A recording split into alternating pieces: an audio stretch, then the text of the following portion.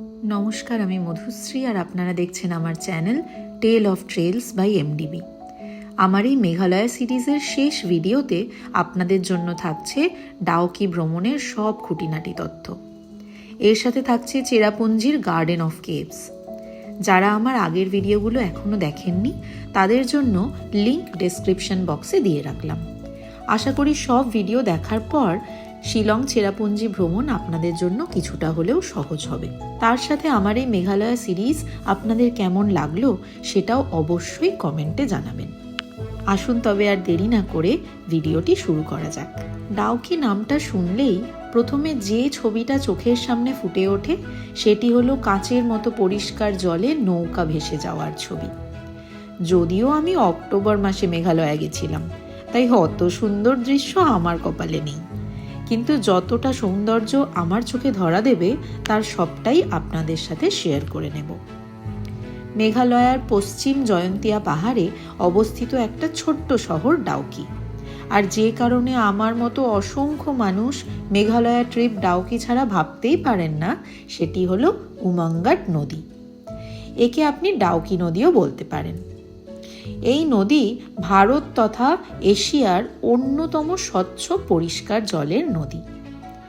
আর আছে ভারত বাংলাদেশ বর্ডার। উমাঙ্গাট নদীর ওপর একটা লোহার সাসপেনশন ব্রিজ আছে, যা 1932 সালে তৈরি হয়েছিল। এপারে ডাউকি আর প্রতিবেশী দেশের তাম্বিলকে জুড়েছে এই ব্রিজ। চেরাপুঞ্জির নংরিম থেকে ডাউকির দূরত্ব প্রায় 100 কিলোমিটার, অনেকটা রাস্তা। তাই সকাল সকাল হালকা খাওয়া দাওয়া সেরেই বেরিয়ে পড়লাম। প্রতিদিনের মতো আজও রাস্তার ভিউ আমায় মুগ্ধ করলো, এক কথায় অনবদ্য। মকডক ভ্যালি পেরিয়ে আরও বেশ খানিকটা যাওয়ার পর রাস্তা দুভাগ হচ্ছে। সেখান থেকে ডান দিক নিয়ে এগোলাম। এই ক্ষেত্রে গুগল ম্যাপকে চোখ বন্ধ করে আপনারা ভরসা করতে পারেন। রাস্তার শোভা দেখতে দেখতে এগিয়ে চললাম, কিন্তু রাস্তার সৌন্দর্য দেখে মন ভরানোর আগেই পাহাড়ের পাথুরে রাস্তা শুরু হলো। আসলে বর্ষার পর রাস্তার হাল বেহাল, তাই হয়তো হাল ফেরাতে কাজ চলছে। আর তাতেই যত বিপত্তি। যেমন খারাপ রাস্তা তেমনই ধুলোর বহর। এতটা সময় লাগবে ভাবতে পারিনি। ডাউকির যে জায়গায় নৌকা চড়ার টিকিট কাউন্টার, তার প্রায় 1.5 থেকে 2 কিলোমিটার আগে থেকে জ্যাম শুরু হয়েছে। এতটাই অচল অবস্থা যে গাড়ির চাকা প্রায় ঘুরছেই না। অগত্যা সমস্ত ট্যুরিস্ট গাড়ি থেকে নেমে হাঁটা পথ ধরলেন। আমিও তার ব্যতিক্রম নই। আমিও হেঁটেই বাকি পথটা চললাম। কিছু দূর এগিয়ে বুঝলাম বর্ডার ক্রস করার জন্য অনেক ট্রাক সেখানে গিয়ে জমা হয়েছে, তাই এত ভয়ানক জ্যাম তৈরি হয়েছে। যাক, অবশেষে টিকিট কাউন্টারের দেখা পেলাম। ভিড়ে ঠাসা একটা ছোট্ট ঘর। নিজের পছন্দ মতো একটা অপশন বেছে নিয়ে কাউন্টার থেকে টিকিট করে সিঁড়ি বেয়ে নেমে এলাম। নদী এখানে খুব চওড়া নয়, তাই ওপারের লোকজনকেও স্পষ্ট দেখতে পাওয়া যাচ্ছে। আমি নৌকায় চেপে বসতেই দাদা দাঁড় বাইতে শুরু করলো। গাঢ় সবুজ জল, ধারে পাহাড়ের অংশ আর ওপরে ঝুলন্ত সাসপেনশন ব্রিজ। এর চেয়ে বেশি আর কি চাই? নদীর জলে আমার নৌকা কিছুটা এগোতেই দেখলাম দুদিকে বেশ কিছু স্থানীয় মানুষ মাছ ধরার ব্যবস্থা করেছেন। পাহাড়ের ঠান্ডা হাওয়া, জলের রিফ্রেশিং আওয়াজ উপভোগ করতে করতেই নৌকা বাদিকে পাথুরে একটা জায়গায় থিতু হলো।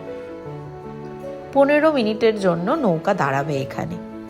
নুড়ি পাথর জমানো সুন্দর একটা পাড়, আর তার ওপরেই ছোট্ট ছোট্ট স্টলে ম্যাগি, ভুট্টা, চায়ের দোকান। পাহাড়ে এসে ম্যাগি না খেলে কেমন মন খারাপ করে, তাই ম্যাগির ডাকে সাড়া দিতেই হলো। আবার চেপে বসলাম নৌকায়। দাদা জানালো ফেব্রুয়ারি মাসে নদীর জল সবচেয়ে পরিষ্কার দেখায়।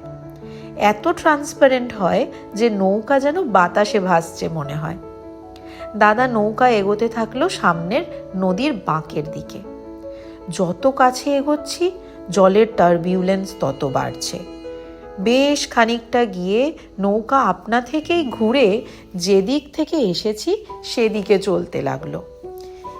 একই রাস্তায় ভাসতে ভাসতে এগিয়ে চললাম। দারুণ একটা এক্সপিরিয়েন্স হলো। সাসপেনশন ব্রিজ পেরিয়ে বাঁদিকে তাকাতেই প্রতিবেশী দেশের বাসিন্দাদের দেখতে পেলাম।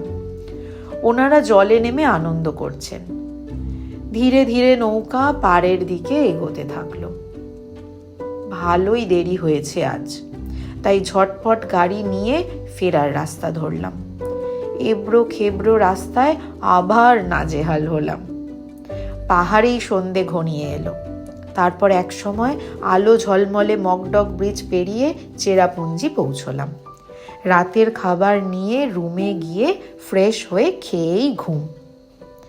আজকের রাতটাই আমার চেরাপুঞ্জিতে শেষ রাত। কাল সকাল সকাল উঠে গার্ডেন অফ কেভস দেখেই চলে যেতে হবে শিলং, আর সেখান থেকে গুয়াহাটি, আর সেখান থেকে বাড়ি। ছুটি শেষ হয়েই গেল। মন খারাপ নিয়ে ব্যাগ গুছিয়ে হোমস্টেকে বিদায় জানিয়ে গাড়ি ছোটালাম গার্ডেন অফ কেভসের দিকে। সকালে 8:30 থেকে 9টার মধ্যে গেট খোলে আর বন্ধ হয় 6টায়। প্রথমেই দেখলাম রাজার গুহা। প্রাকৃতিক উপায়ে তৈরি এই গুহা দেখতে অনেকটা রাজার শয়নকক্ষের মতো।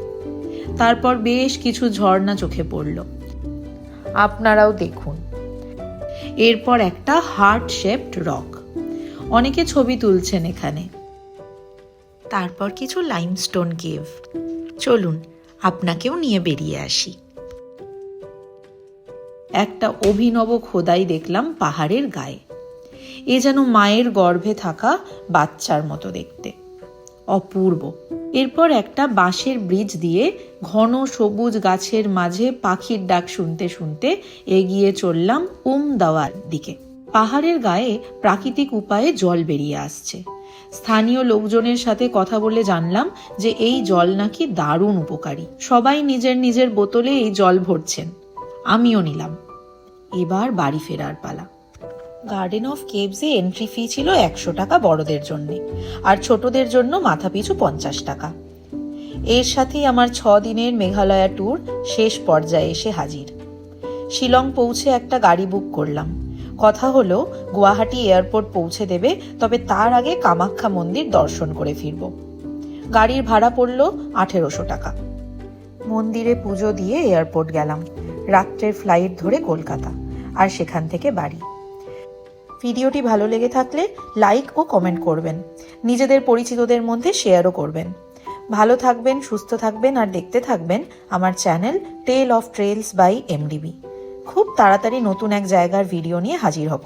ততদিন টাটা।